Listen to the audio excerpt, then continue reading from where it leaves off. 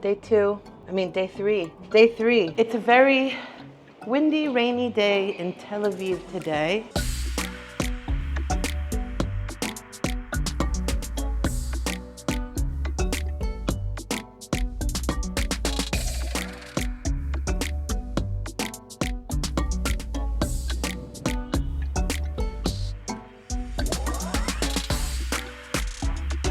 This is the Anu Museum.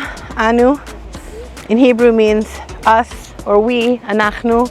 You know that? Yeah. This used to be called the Diaspora Museum. Now it's called the Anu Museum of the Jewish People. It's the story of the Jewish people around the world. And we're coming here because I heard that they have an exhibit at this museum about the massacre. Fly goes fly. We told them we were from Philly. Okay, יש לכם כאן שני כרטיסים. How old are you? It's for 14, but you can try, okay? But if it's hard, so leave it, okay? אתם עולים פה, you can take the stairs.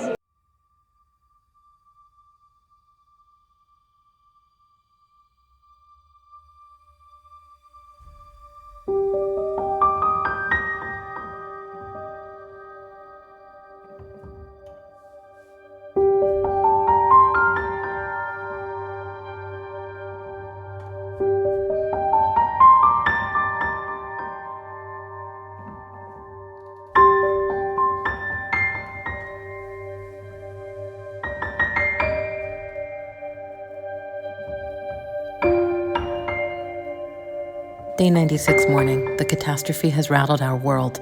I start with something that bothers me and then subject it to various mutations until an internal image is formed.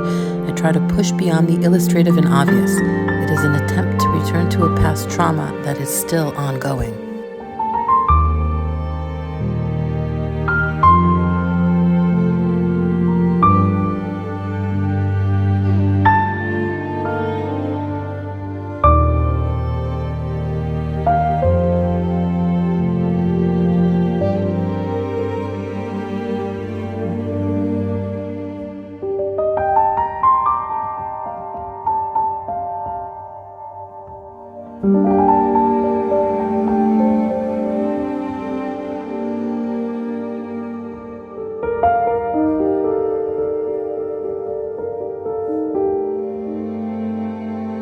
This is kind of like a depiction of how people felt. What do you think? I mean, scary? The pictures are scary. It was a scary day. Words fail feelings. The flowers after October will never be like those of before. Avishai Platek, Night Shadow, 2023, oil on linen.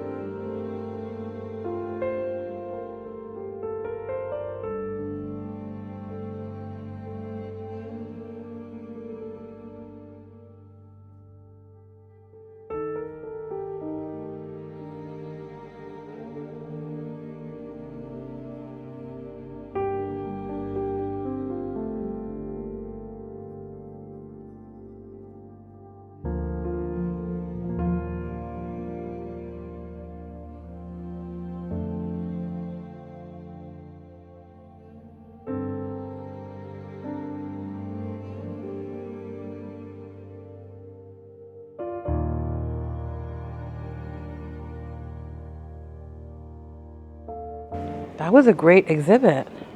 Very bad. You okay? Yeah. And they have a sign here, very important to know, in public places. Where is the shelter in case of a rocket attack? After a difficult exhibit, now we go up to the 3rd floor. Sorry, it was really emotional to see a more uplifting exhibit about Jewish culture.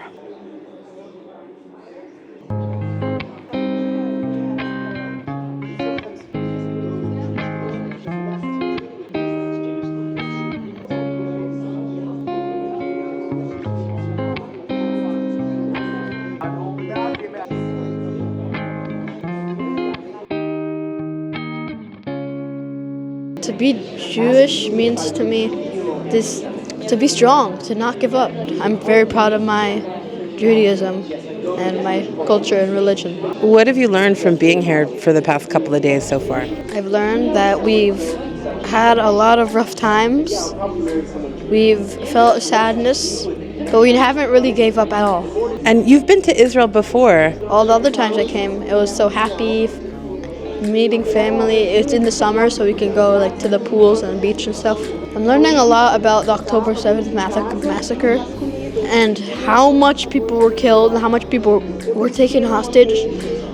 It's just so sad. If you're Jewish, everyone comes after you. But also being Jewish is very nice. There's only 16 million of us out of 8 billion people in the whole world. What's your favorite thing that you do to show that you're Jewish? I celebrate Shabbat, and my bar mitzvah's coming up. I love Jewish celebration. Same. Look, this is the coolest thing. It's a graph. It says how many Jews are there and where do they live all over the world from 1970 to 2021. How cool is that? So this map shows how hospitable or inhospitable different countries are to Jewish people, because you can see, look, Yeah. United States, the Jewish population grew a little bit from 1970 to 2021, but there are places where it just dwindled down to almost nothing. Like Ukraine and Belarus, and Russia came down like double. Oh, even in the United Kingdom, it's dropped. I'm surprised about that one. In Italy, it dropped actually very much more than I thought it would. Sweden stayed the same. Argentina, Brazil, Chile, Uruguay They all dropped. in Jewish population. South Africa, Morocco, Tunisia, Ethiopia. They all dropped. Wow, Iran. dropped so much. There were 72,000 Jews in 1970 and only 8,500 in 2021. Now we see the numbers going up in Australia and New Zealand. Okay, in Israel, 1970 to 2021 went from 2.5 million to 6.5 million. in 2021. Yeah. That's where a lot of people went.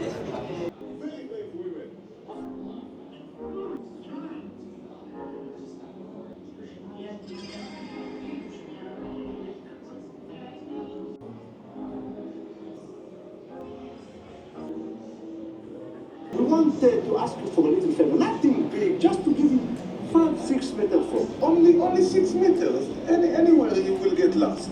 We just want to smaller than Shpala. This is so funny.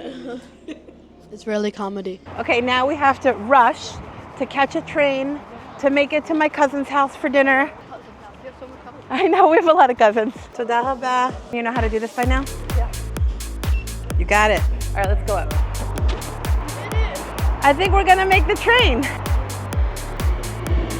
All right, let's do it.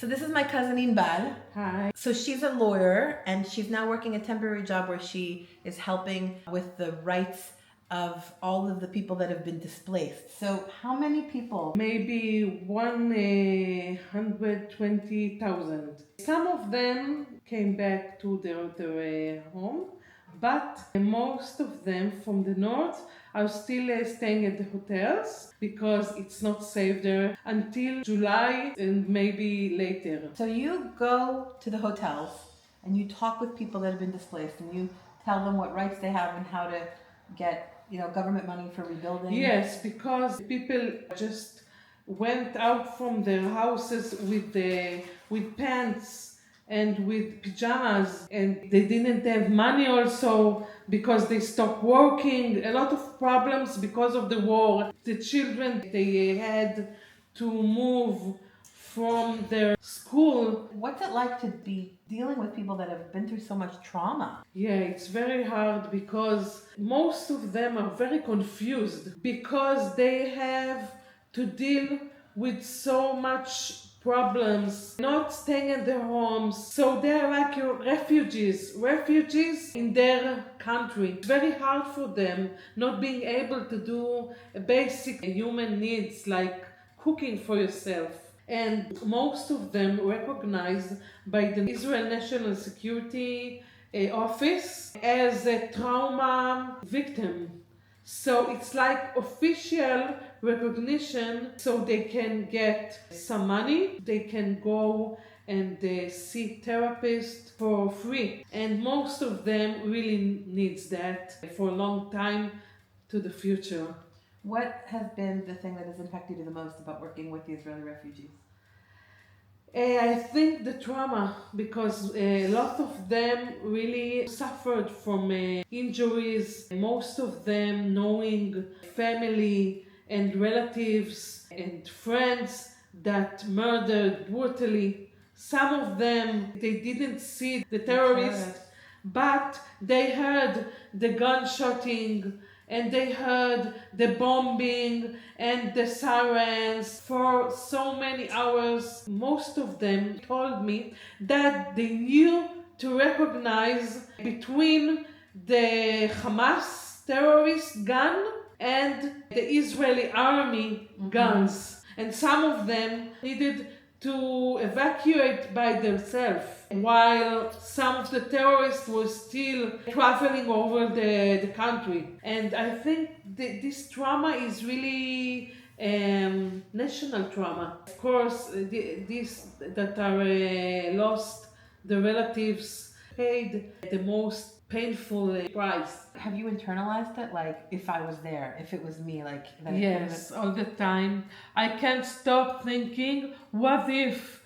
And still, when I go to help them at the south, near Gaza, I'm always think, what if the terrorists will come again? Where I would go to hide? I always think about it. Also, the traumatized people tell me the same. It's unbelievable, even though it's been 5 months since the war began, we can't realize it really happened. I feel like the whole country is still in shock and mourning.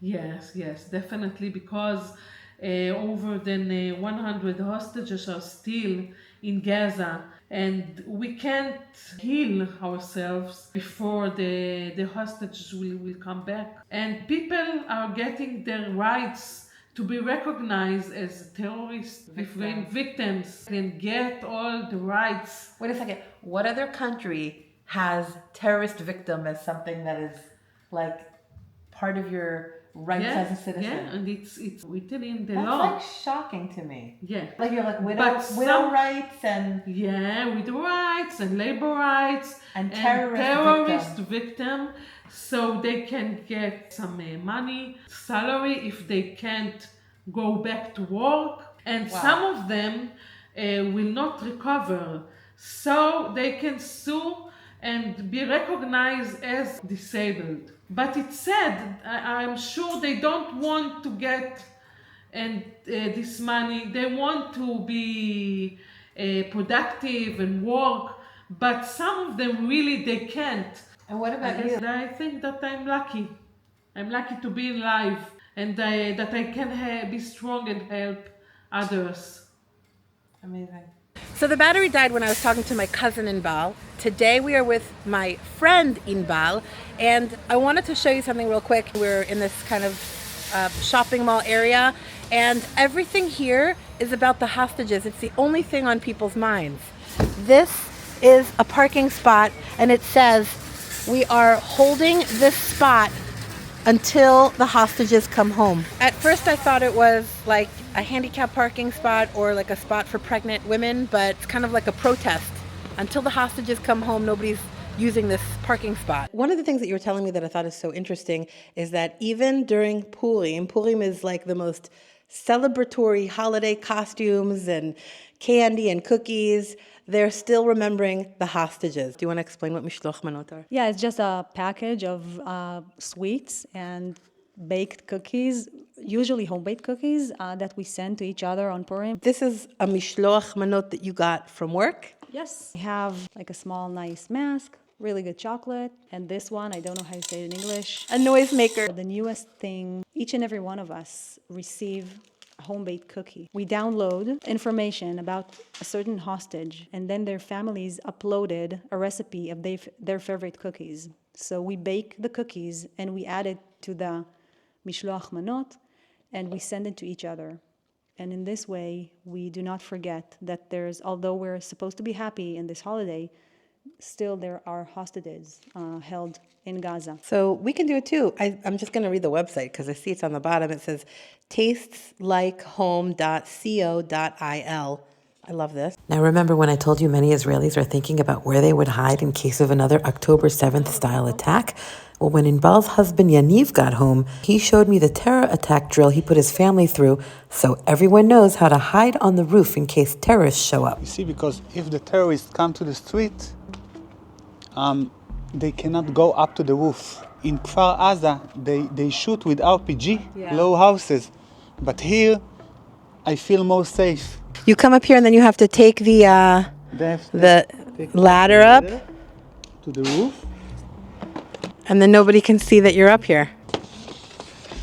No, nobody can get up to the roof till the army will come and save us. So these were the things you thought about after October 7th. In America, we have fire drills, and here you have terrorist drills. Yeah. It's very... I'm sorry to tell it, but for my sorrow, this is the situation here, especially after October 7, yes. This is where I'm going to end it. Tomorrow we're going to the location where everything happened. So that's going to be a big day for us. But for now, good night from the roof of their house. Bye.